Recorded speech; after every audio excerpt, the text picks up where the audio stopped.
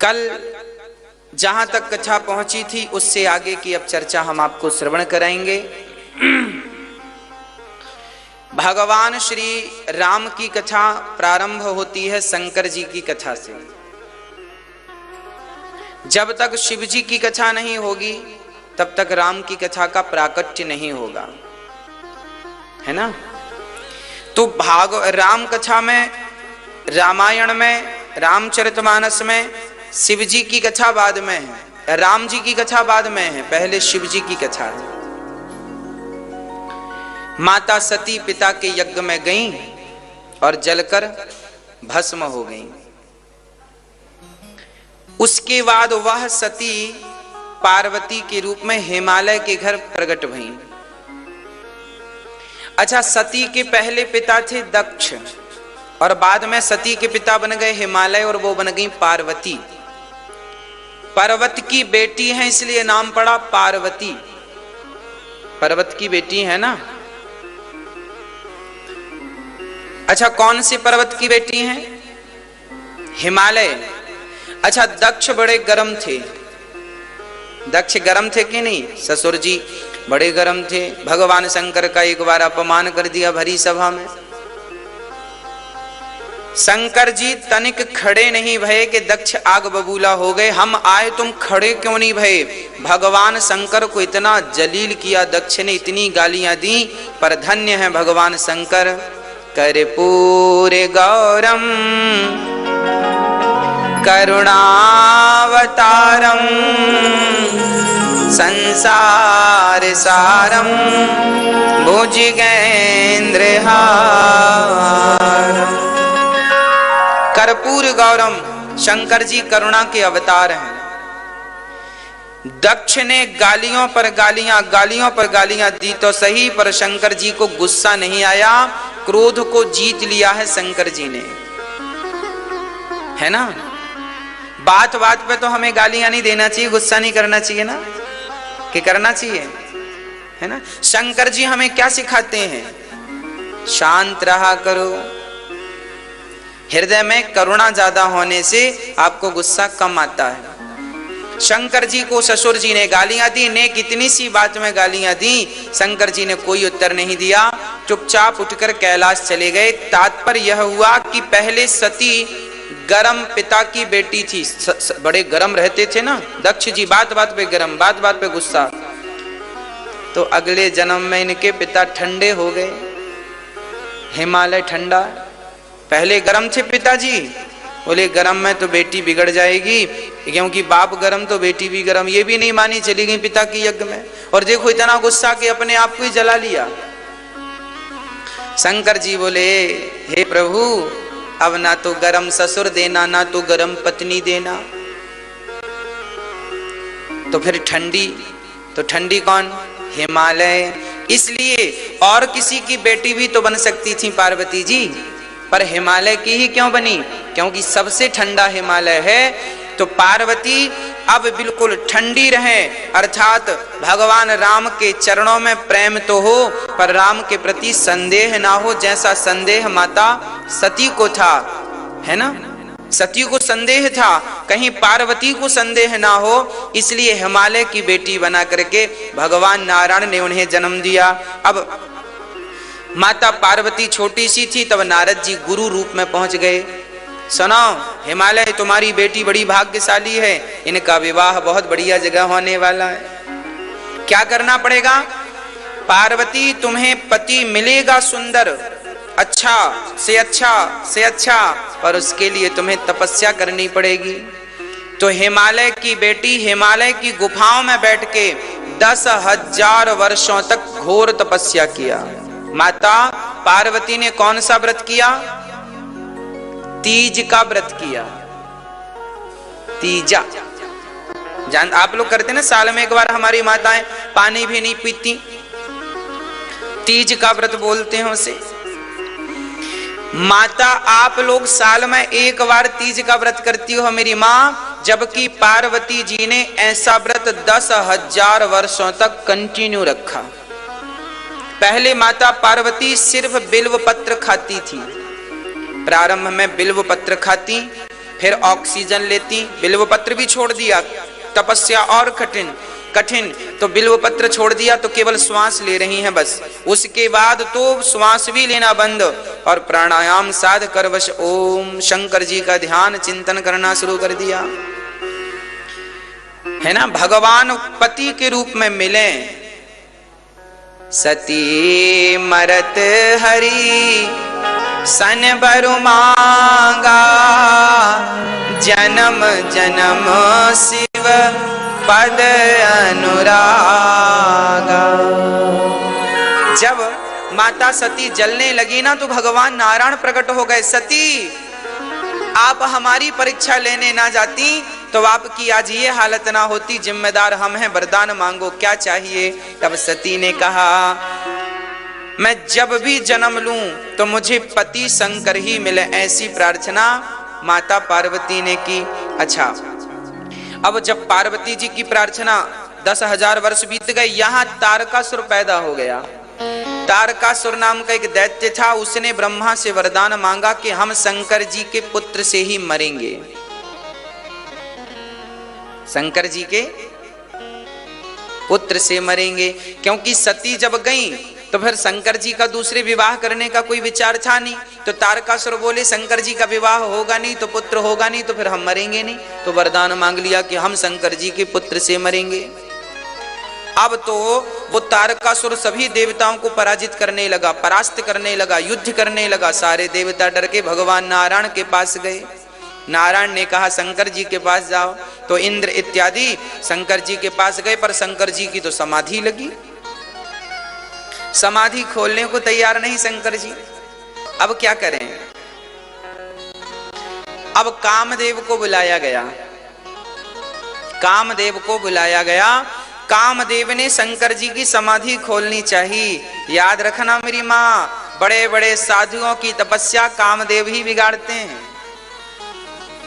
अरे साधुओं की तो छोड़ दो, देवताओं की तो छोड़ो, देवों की छोड़ो, महादेव की समाधि भी कामदेव खोलने चल पड़े। पर कामदेव जब गए 5 बाण चलाए। 5 बाण मतलब काम के 5 बाण हैं, शब्द स्पर्श रूप रस गंध, है ना। कितने बाण हैं? 5। जब ये 5 बाण चलते हैं ना, आज व्यक्ति इन 5 से ही तो परेशान है।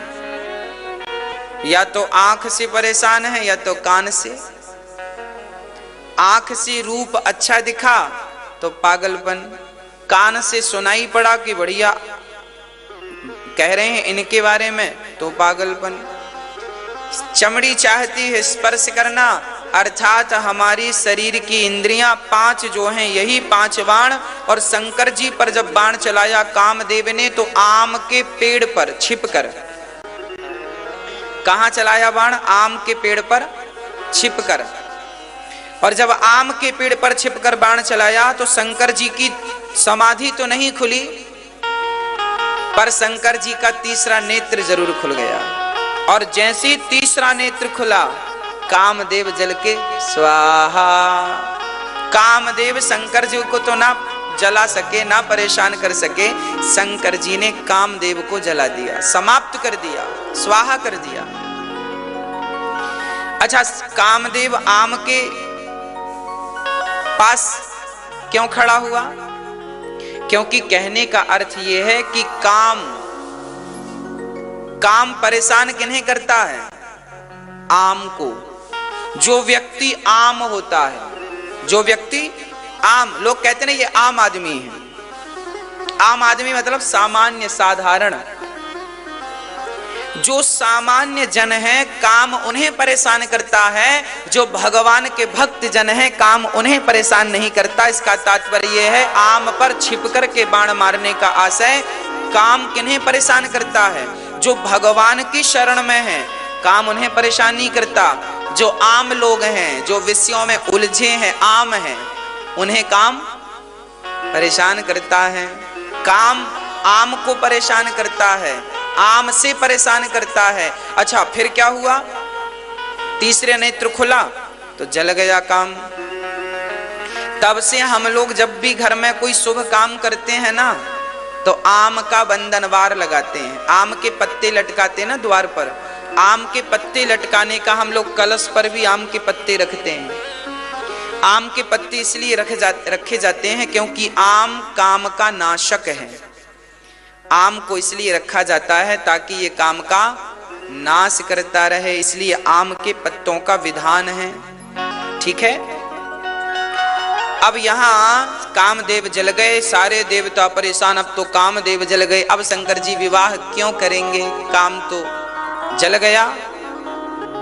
शंकर जी भगवान नारायण के पास गए, अब तो शंकर जी विवाह करेंगे नहीं, चलो उन्हीं से बात करते हैं। तो भगवान नारायण ने शंकर जी से कहा, अब विनती मम सुनहु शिव, जो मोह पर निज नेहु, जाई विवाह हूँ शैल जहीं, यह मोहि मांगे देहु। है ना, सिर धरिया यसु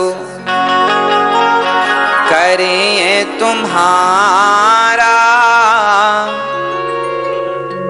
परम धर्म यह नाच हमारा। सिर धरिया युस करिए तुम्हारा, परम धर्म यह नाच हमारा। मात पिता और गुरु के वाणी, बिना ही विचार करिए शुभ जानी। कितनी बढ़िया बात है, जरा समझिएगा। भगवान शंकर से भगवान नारायण ने हाथ जोड़कर कहा, हे भोलेनाथ मुझे वरदान दो, आप विवाह कर लो। आपके विवाह से इन दैत्यों का कष्ट दूर होने वाला, इसलिए विवाह कर लो। शंकर जी ने कहा, नाथ आपकी आज्ञा सिरोधार्य करता हूं, विवाह कर लूंगा, आप तो हमारे माता पिता हो। शंकर जी ने कहा, मात पिता और गुरु के वाणी, बिना ही विचार करे शुभ जानी। देखिए रामचरितमानस की कितनी बढ़िया आज्ञा है। ये बात शंकर जी कह रहे हैं अपनी वाणी से, कह रहे हैं कि माँ की आज्ञा, पिता की आज्ञा और गुरु की आज्ञा, इन तीनों की जो आज्ञा है उस पर काम कर पड़ो बिना विचार के। आपका दोस्त कोई सलाह देता है तो उस पर विचार करो, सही है कि गलत। पर आपकी मां कह दे कि ये काम करना है तो बिना विचार के कर पड़ो। पिता की आज्ञा ईश्वर की आज्ञा मान के करो, और गुरु की आज्ञा, क्योंकि गुरु ने जो बात कही है वो ऑलरेडी विचार करके कही है। शंकर जी ने कहा, हम काम की नहीं राम की प्रेरणा से विवाह करेंगे। और अब यहाँ पार्वती जी जंगल में हैं, 10,000 वर्ष पूरे हो गए, तब भगवान शंकर ने सप्तर्षियों को भेजा, जाओ जरा पार्वती की परीक्षा ले लो, शादी के योग्य हैं कि नहीं। सप्तर्षियों को भेजा। किसी ने कहा, शंकर जी क्या आपको अपनी पत्नी पर विश्वास नहीं है जो आप परीक्षा लेके देख रहे हैं। शंकर जी ने 7 ऋषियों को भेजा, जाओ पहले परीक्षा तो लो पत्नी की। तो किसी ने कहा, शंकर जी कैसे हैं आप पति, बताओ। आपकी पत्नी वही तो है सती जिसके लिए आप रो रहे थे, और अब तो शादी का मुहूर्त आ रहा है और आप परीक्षा लेने भेज रहे हैं। शंकर जी बोले, मेरी पत्नी जो सती थी ना, वो भी तो मेरे भगवान की परीक्षा लेने गई थी। जब वो मेरे भगवान को बिना परीक्षा के स्वीकार नहीं करती, तो मैं उन्हें बिना परीक्षा के स्वीकार कैसे कर दूं। आग तो उन्होंने ही लगाई है, आग तो उन्होंने लगाई है परीक्षा कि नहीं, हमें तो कोई संदेह नहीं था। अब उन्होंने हमारे भगवान की परीक्षा ली तो हम भी उनकी परीक्षा लेंगे। अच्छा, परीक्षा कैसी ली गई? 7 ऋषि गए पार्वती के पास और क्या कहा? शंकर जी सप्तर्षियों ने कहा, सुनो पार्वती, हम भगवान नारायण की तरफ से तुम्हारी शादी करने आए हैं। अच्छा, सप्तर्षियों ने कहा भगवान नारायण बहुत अच्छे हैं, उनसे सुंदर कोई नहीं है, आप एक काम करो उनसे विवाह कर लो, हमने पूरी बात कर ली है, वो बिल्कुल तैयार है। किनसे विवाह कर लो? नारायण से। पार्वती ने कहा तो शंकर जी से हमारा विवाह नहीं होगा क्या? ना, शंकर जी से क्यों करना है, उनके पास तो घर वर भी नहीं है, कोई कमाई इनकम भी नहीं है, घर नहीं बनवा पाए अभी तक, कपड़े अपड़े भी ठीक नहीं पहनते, आप इतनी सुंदर हो, सुशील हो, कहां वहां बर्फ में ठिठुरती रहोगी? बढ़िया नारायण के पास रहना, अनुकूल वातावरण है, बढ़िया है, वहां का मौसम कोई ठंडा भी नहीं है, गर्म भी नहीं है, और सुंदर है नारायण, बढ़िया। शंकर जी तो भभूति अभूति रमाते हैं। पार्वती जी सब सुन रही थी। अंत में पार्वती ने जवाब दिया, महादेव अवगुण भवन। पार्वती कह रहे हैं महादेव अवगुण भवन, विष्णु सकल गुण धाम, जेहि कर मनोरम जाहि सन, तेहि तेहि सन का।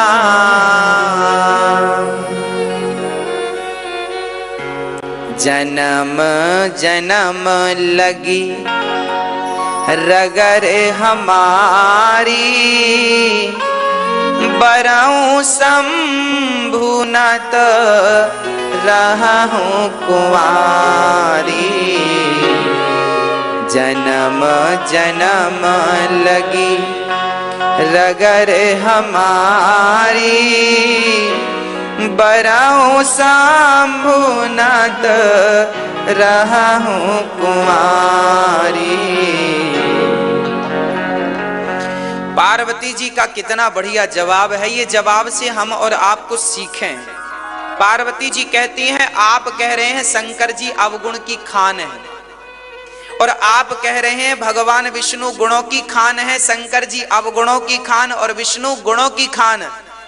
पार्वती ने कहा, माना कि शंकर जी अवगुणों की खान है, माना कि विष्णु जी गुणों की खान है, पर क्या करूं सप्तर्षियों, अब तो मेरा मन शंकर जी में ही लगा है, अब तो विवाह करूंगी तो उन्हीं से करूंगी, नहीं तो मुझे कोई गुणवान भी नहीं चाहिए, क्योंकि मैंने मन से उन्हें वर्ण कर लिया है, शादी हो ना हो। याद रखना, पहले के जमाने में जो स्त्रियां मन से वर्ण कर लेती थी, ये मेरा पति है, अभी वरमाला पहनाया नहीं, केवल मन से संकल्प कर लिया कि ये मेरा पति है, बस उसकी पत्नी वो हो गई। जिस समय किसी पुरुष के लिए ये विचार उत्पन्न हुआ कि ये मेरा पति है, बस वो पति हो गया उसके लिए मन से। अब फिर संयोग कभी होए ना हो, शादी होए ना हो, वही कहती हैं पार्वती जी कि भाई शादी होए ना हो, पर अब हम कुंवारी रह लेंगी, पर उनके ही साथ विवाह करेंगी। अब सप्तर्षि बड़े प्रसन्न भये, बोले ठीक है, हम आशीर्वाद देते हैं कि तुम्हारा विवाह शंकर जी से ही हो और कहीं ना हो। अब शंकर जी के पास सप्तर्षि गए, वाह प्रभु बढ़िया खुशखबरी लेके आए हैं। क्या? बोले पार्वती जी पक्की हैं, वो आपसे विवाह करेंगी। शंकर जी बोले तब ठीक है, यदि मन मुझ में लगा है, कोई संदेह नहीं है तो ठीक है। ये हमारे और आपके लिए मैसेज है, शादी वादी करने के पहले ना बहुत अच्छे से जांच पड़ताल कर लेनी चाहिए। शंकर जी भी करते हैं।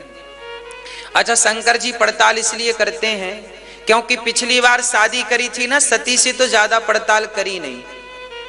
तो सती के पिता क्या कह रहे थे जानते हो? ससुर जी दक्ष ने कहा था, हमें पता होता कि हमारी बेटी से शिव का विवाह होना तो हम करते ही नहीं। तो शंकर जी बोले राम राम, अब सब देख सुन ले, नहीं बाद में यही समस्याएं खड़ी